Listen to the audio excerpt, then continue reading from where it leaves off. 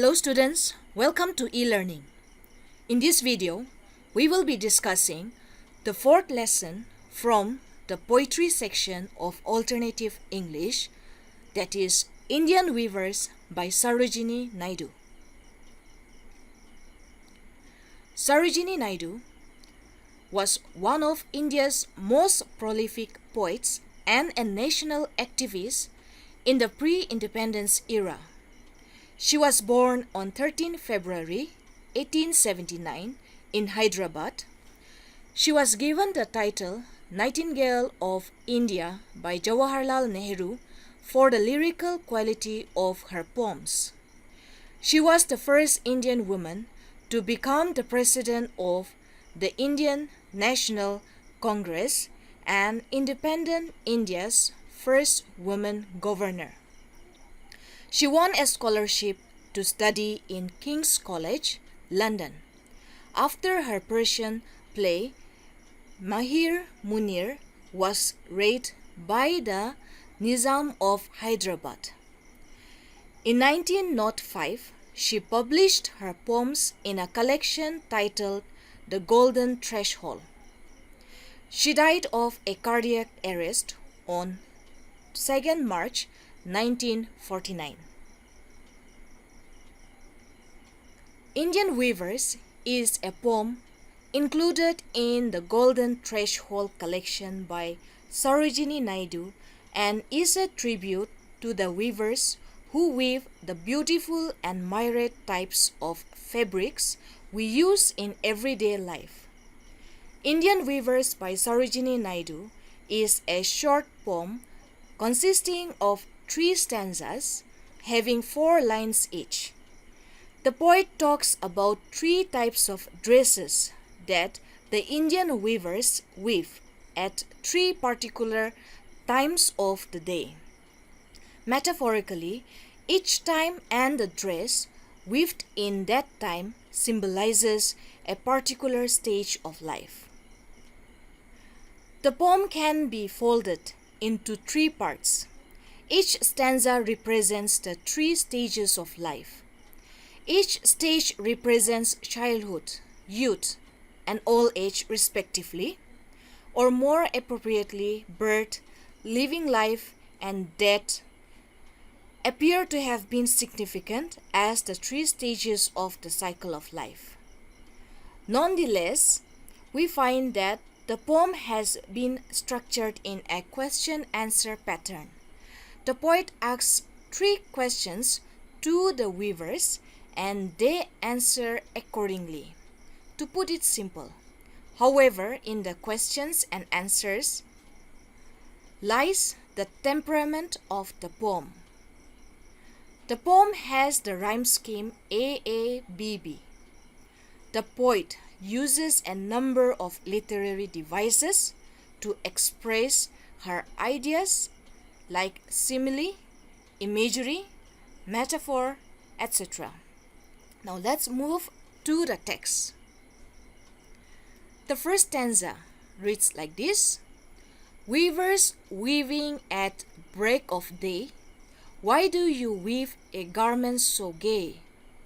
Blue as the wing of a halcyon wild, we weave the robes of a newborn child. Here, in the first stanza, the poet inquires about the weavers weaving while the rays of the sunlight hit the earth. She is inquisitive since they are weaving or working when it is too early to even be awake. Moreover, the garment that is being prepared seems profoundly gay, that is happy, to the poet. Thus, her inquiry seems to be obvious. And then the weavers answer by saying that they are making a garment for a newborn child, which is of the color blue. They are weaving blue color cloth or dress or garment for a newborn child.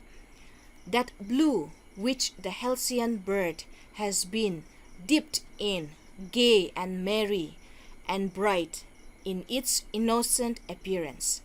The fact that the weavers weave at the break of day is very important. The start of a new day has been used as a metaphor for the start of a new life, a baby, a newborn baby, that is the beginning of a new life. The halcyon bird, okay, it is a mythical bird and it is a kind of a kingfisher as well, has been used as a simile to give us a hint about the majestic royalty that is symbolic of the color blue. Majestic and royal because a child is the apparition of God Himself. Thereby, one can easily guess that the occasion of being born on earth is being celebrated in the first stanza of the poem, signifying the arrival of new hope to the world. Here, I have given you some word meaning. Break of day is dawn, that is the first light in the sky before sunrise. Halcyon, a bird related to kingfisher. As I have mentioned, it is a mythical bird and a kind of kingfisher. Gay, light-hearted and carefree, happy, joy. Robes, long loose garments. Let's move to the second stanza. Weavers weaving at fall of night. Why do you weave a garment so bright? Like the plumes of a peacock, purple and green, we weave the marriage veils of a queen. The second stanza of the poem is in every manner more significant, since it deals with that part of our life in which we are more active, each as if capable of conquering the world. The poet again goes on to ask the weavers, what have they been weaving? Rather than, why have they been weaving at the fall of night? Okay, fall of night means evening. Okay, it stands for evening. At such and the garment, such a bright garment at the fall of night, to which the weavers announce that they are making the marriage veils of a queen, that is to be feathery thin and like the plumes of a peacock, purple and green. Thus, like the feathers of a peacock, the veil has to be engulfed with the color purple and green. Purple may signify the extravagance of a kingly kind, showy and bedazzling, but the color green could stand or usually stands for nature and also for youth, prosperity and beauty. For youth lies in the epitome of our life, when all can be done, dreams can be dreamt and realized. It symbolizes hope. It could be that the poet tries to bring our attention to the fact that though the night is falling and the youth of each person's life is passing, we tend to fight the aging by wearing bright and cheerful things to make ourselves happy and cloaked from what is to come. Being devoid of gloom, we transcend ourselves to the beauty that life itself is. Since night itself has no light, okay, they are making at night, isn't it? So it has no light.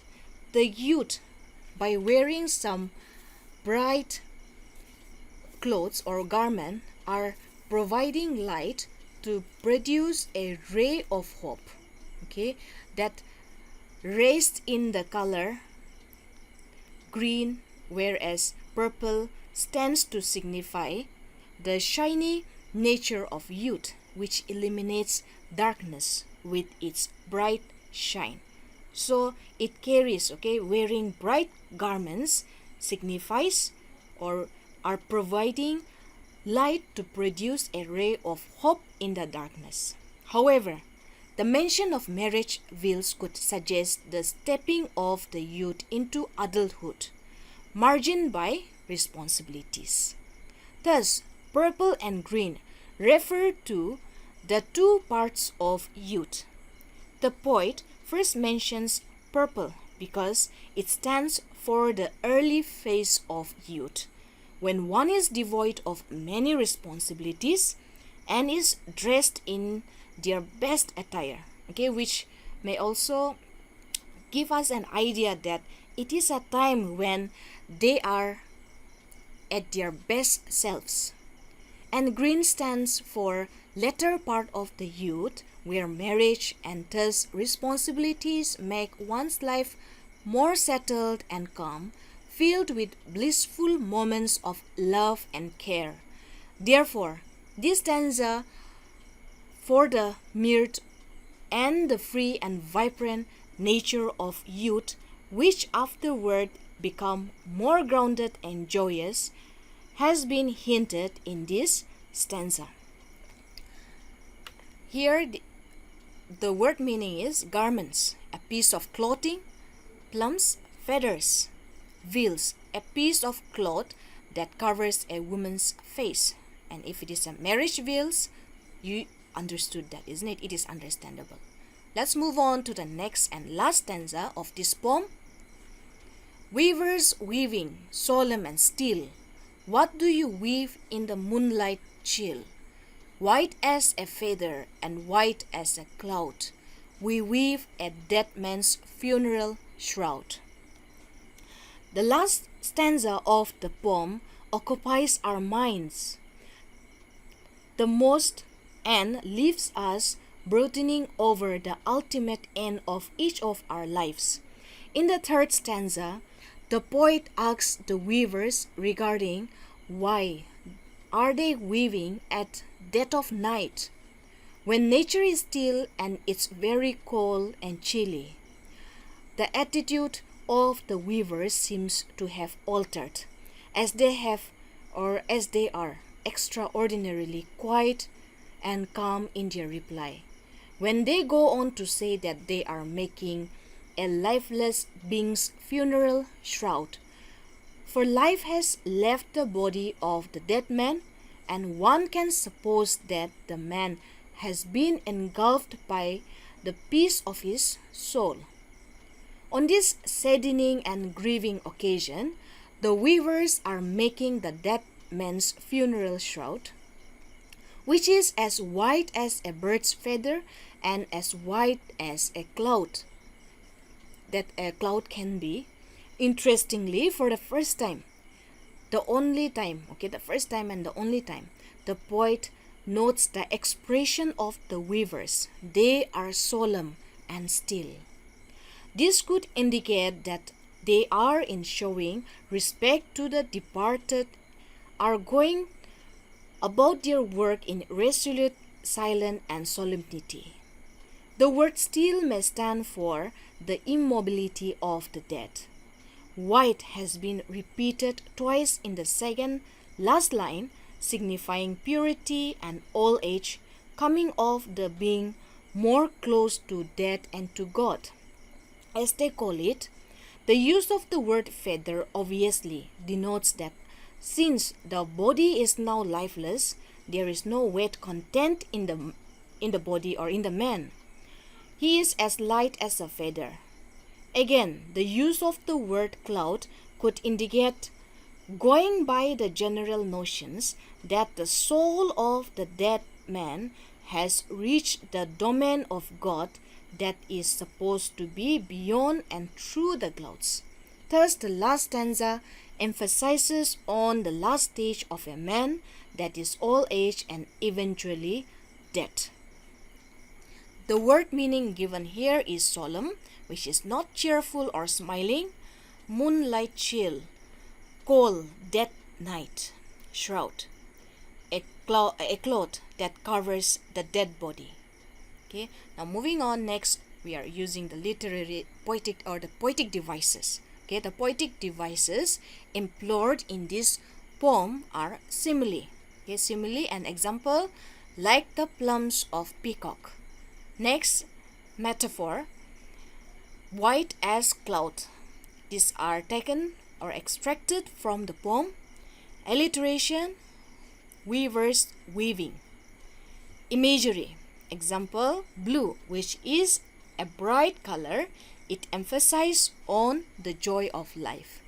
Here, I have not given the definition of these poetic devices because I have already explained what is simile, metaphor, alliteration, and imagery in your previous videos in alternative English as well as English. So I believe that by now you are already familiar with all these poetic devices. If you still have doubt, you can always refer to those poems that I have already explained.